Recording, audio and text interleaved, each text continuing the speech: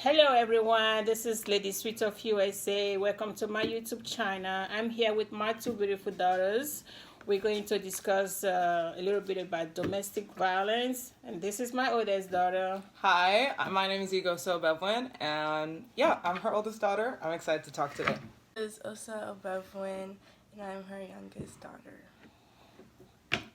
Okay, so with the trending news about Osinachi, who was domestically abused by her husband, and apparently everybody around her know about it, but she just keep begging for them not to say anything. As a result, she lost her life in domestic violence. I'm pretty sure the husband didn't mean to kill her, but the routine beating, hitting her in the wrong location this time around, sent her to her untimely death. And while they were in the hospital, they could have said, well, this is what happened, so that they can initiate appropriate treatment. But still trying to hide the domestic abuse, they couldn't tell the doctor or the medical professionals what the actual cause of injury was. As a result, she lost her life. Today is Easter Sunday 2022. I'm pretty sure the children didn't think they won't be celebrating Easter with their mom today. So we're going to talk about domestic violence. So, Dara, what do you think about domestic violence? Well, I'm not really super familiar with this news story, but from what it sounds like, number one, her begging her friends not to really do anything, that's not anything that's out of the ordinary for situations of domestic abuse. Most abuse victims, it's way easier to stay in that situation because it's what your brain and your body knows, rather than consider all the ramifications of people in your life trying to do something about it. A lot of times, even once women take that step to get restraining orders, it's often said like that's their last will and testament, because once you make that display of removing yourself from your abuser, that almost makes them like snap. And I doubt that he didn't mean to kill her, just because if he was able to put his hands on her in the beginning, like that's really a boundary. The boundary for me towards domestic abuse is really controlling speech and behavior. Like that's the line for me.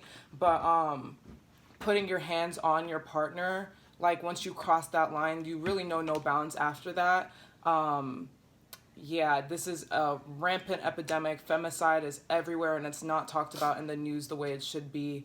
I'm sure even in this headline it was referred to spousal violence. I'm sure they didn't use the word femicide anywhere in the article or on the TV, but it is an epidemic, and it's indicative of a larger culture where men feel entitled to the submissiveness of women when that's really not how it should be. So. Okay. Okay, now that you talk about restraining order, we're in the Western world, in the U.S., we do, the women or the man who is being abused, we have the privilege to go get a restraining order against the partner. But like in a country like Africa, we are from Nigeria, like Nigeria, there's nothing like restraining order. It's like literally you're just on your own. So, Osa, here, what do you think about domestic violence?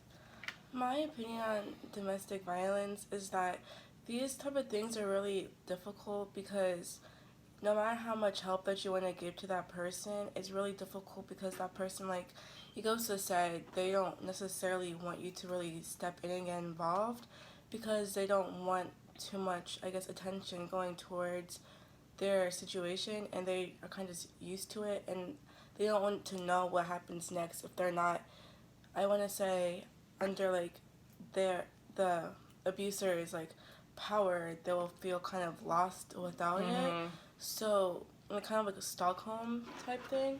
So it's just because I know a person who is in a relationship with someone not abusive but like kind of like mentally, not physically abusive, I guess. And I it's just really difficult because you can't just tell like them to leave because that's not going to do it for them. So it's really, these situations are really hard, and you can do like as much as you can, but at the end of the day, it's still going to be up to the person who is getting abused to really leave, no matter how much you give, which makes it difficult because most of the time they don't leave. So. And it also goes into, like you said, making sure they have the resources available to help them once they leave. And I think you brought up a really good point about abuse victims feeling lost without their abuser. Like, again, that element of control is integral to the entire situation. And getting out from under that, you lose your sense of self in those situations. So once you're out from under that, you feel more vulnerable and less okay, honestly, than you felt in the abusive situation. So that's why it takes them such a long time to leave. And once they do, if there's no resources available to help them through that mental shift, because now you've suddenly gained back all of this autonomy that you'd had stripped from you, and you don't really know what to do with it because you don't think you deserve it yet. A lot of the mentality is, I deserve what's happening to me. And so getting out of that, and that's shifting that mindset to what happened was not my fault and had nothing to do with what I did, and all of the responsibility is on my abuser. Making that mindset shift is extremely difficult, especially if you don't have resources and help in mental health professionals after. So yeah, it's really no surprise that she was begging to keep everything under wraps. Right. And also, when you talk about resources, like here in the U.S., we do have like Hope House. There are like shelter. Yeah, many of them. There's a lot of places where the victim can escape and go stay away from their abuser. Yes. But we don't have anything like that, traumatic cognition in Nigeria. And it's also a cultural thing. Like, from my understanding, like, spousal beatings are not uncommon in Nigeria. Yeah.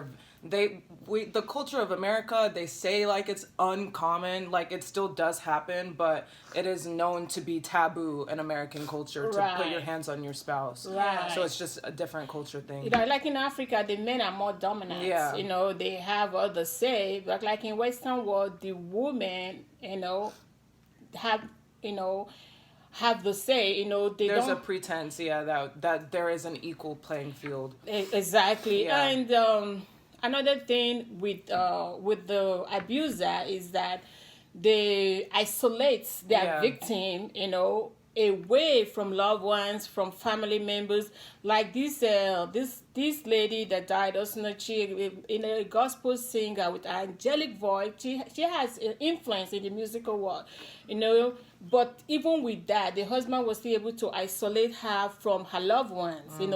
She has a twin sister whom the husband was able to isolate her. So that's the first that's the first thing they do. They isolate the woman or the victim from relative, from loved one, from friends, and so that when they start abusing you, you really don't have anyone to go to. And another thing that at least you think you don't.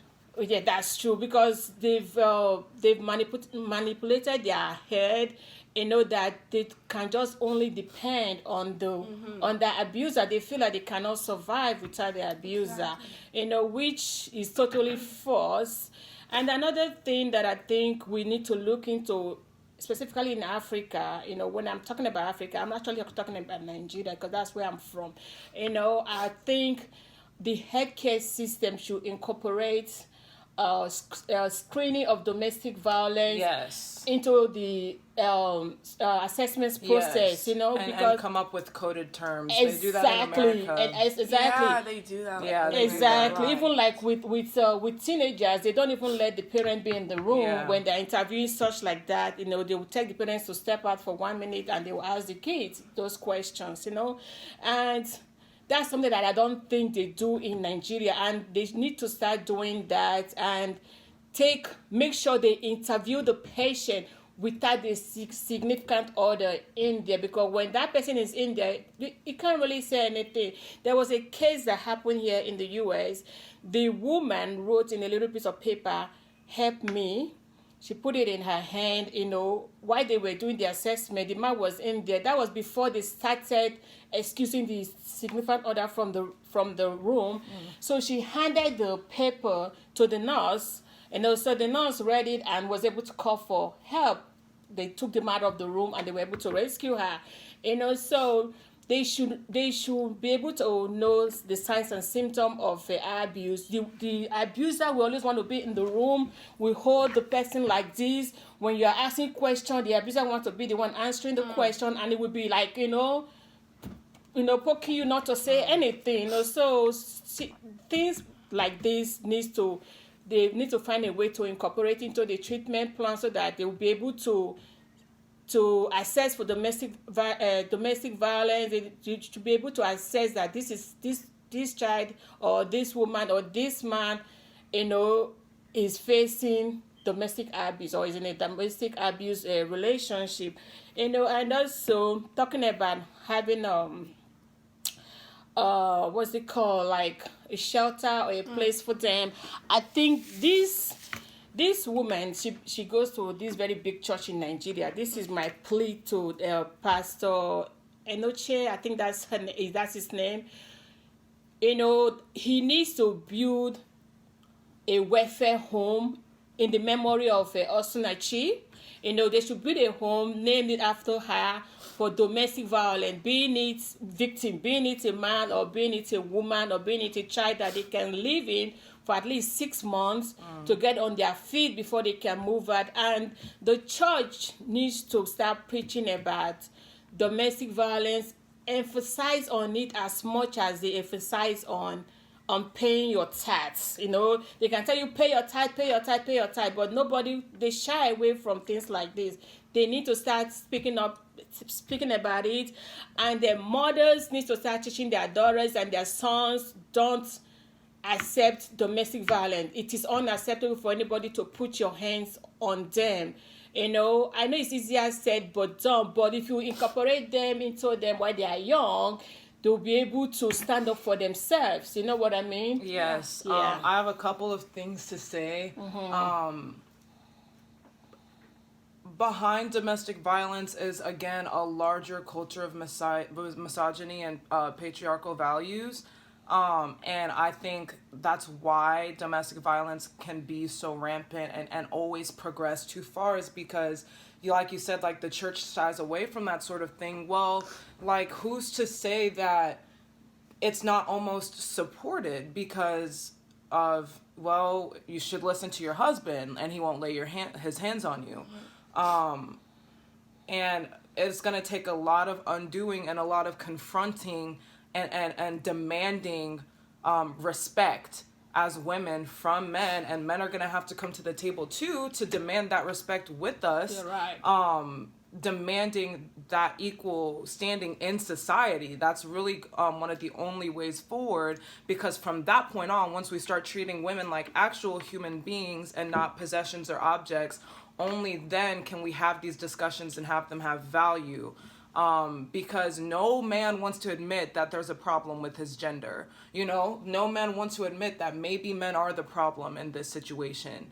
Maybe there's a behavior that we need to change. They don't want to admit that at all. So of course, like, your male priest isn't going to preach about domestic violence, because that's something that he can be a perpetrator of as well. And that looks bad. And who would admit to something like that? Does that make sense? Yeah. And also, I do definitely think that the shelter for the church is a very, very, very good idea. Just because she had that community, Yeah. and she was such a part of that community, and no one was able to be like, what's going on? Like, I feel like there are so many stages during the progression from initial abuse to final femicide, that people can interrupt, but people are so concerned with minding their own business and not sticking their nose in where they don't think it belongs, that those things get overlooked again.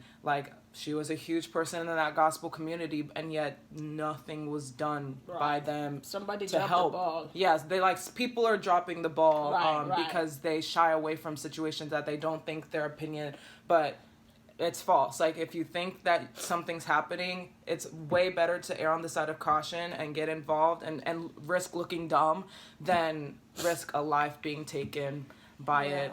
Like, there's really no competition between those choices to me. You're but so very right. Also, you yeah. have something to say? Yeah. Okay. I wanted to talk about like two things that you kind of said, talking about how like the patriarchal, and I guess systematic gender Oppression, yeah, for sure. and how even in America for the longest time, like it was also preached about how like women were more submissive to their husband, and that and in America lots of things have already been done about that progressively. Like yes, domestic abuse is still a big thing, but like more movements have been made to uplift women.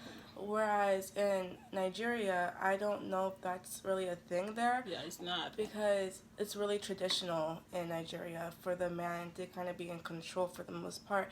And I feel like I don't want to say I want to say domestic abuse is a direct consequence from it, but I want to say it's a really big factor because we've given men that power from the get-go, and because of that, their power is allowing them to kind of just do whatever they want to women. It's a mentality. It's an ownership mentality.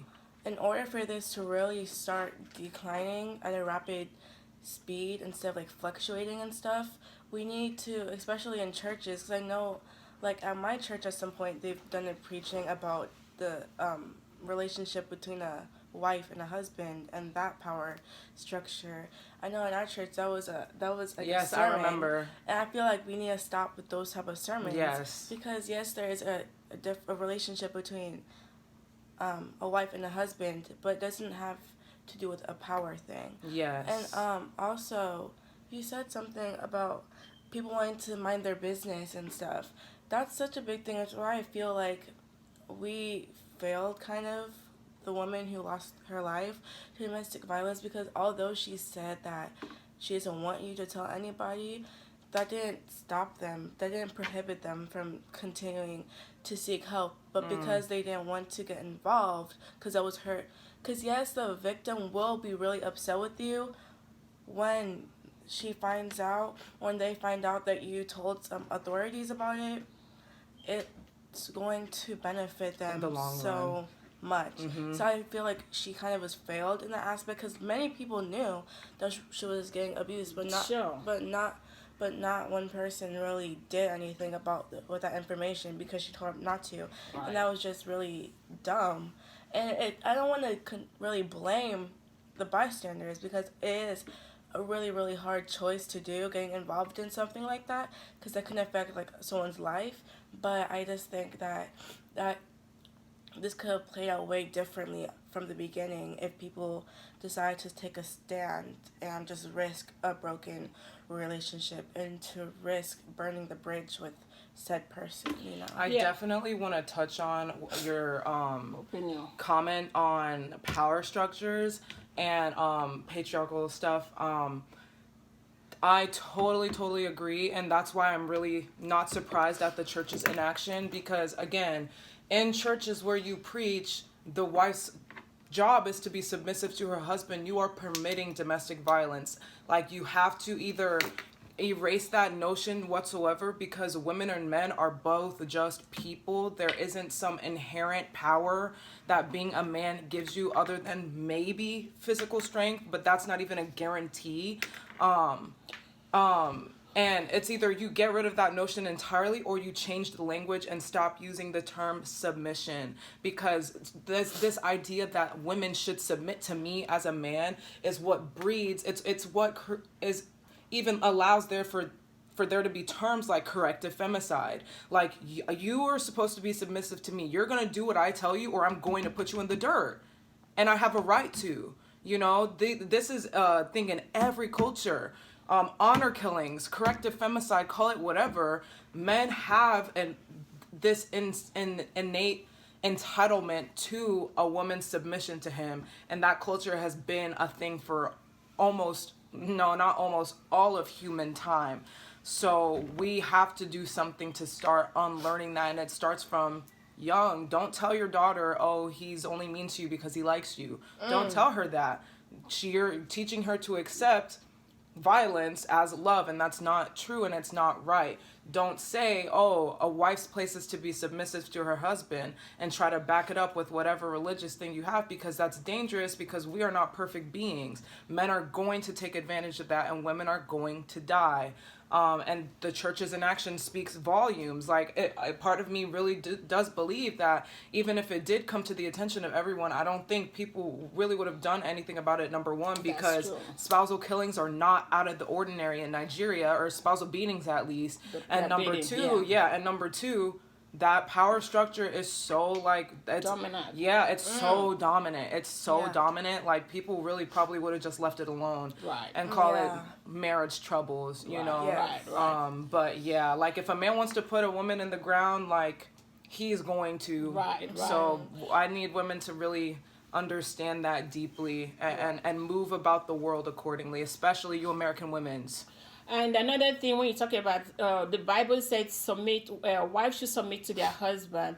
What I've noticed in the body of Christ, in the church, is that, you know, even the Bible said husbands love your wives, but they don't preach, they don't emphasize or preach on that, and as much as they do when it comes to wives submit to your husband. You know, I remember growing up, it's only during Men's Week in the church, which is once a year, that they talk about why husbands love your wives. But they talk about wives submit to your husband like 365 Don't days. Stand up to your husband. Exactly. You know, the bottom line is that I know men do suffer domestic violence as well, but women are the one that get killed. The rates are not comparable. Exactly. The rates are not comparable. 99% of the time when a woman dies, it's at the hand of a man. Exactly. So the rates are not comparable. And also, period, nobody should put their hands on anybody. You know, you can if you have to say something, just say with your mouth. You don't have to hit, kick, you know, do any of that, right? So, I agree. My daughters, thank you for joining me today to do this video on domestic violence. And I'm really, really, really impressed to hear what you have to say about it. And I have the confidence that you guys will not accept domestic violence from any man, woman, or whatever, you know. We don't have domestic violence in this house anyways. You know, they say sometimes when the kids see their mother tolerating beating from their dad, then the it's women generational. Can exactly, it's and totally then the sons can do the same thing. So I thank you all for joining me today. You know, I'm so blessed to have these beautiful daughters of mine. Okay, that will be it. Please share this video. I want you to get to Dr. Pastor Eneche, the one that Osinachi goes to the church.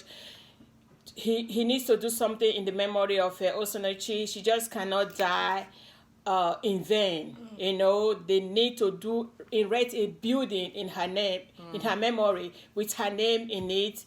The church has money. There's no two ways about it. You have money, you're going to do this, or else we're going to keep talking about you in social media for life. Share my video, and God bless you all. Bye. Bye.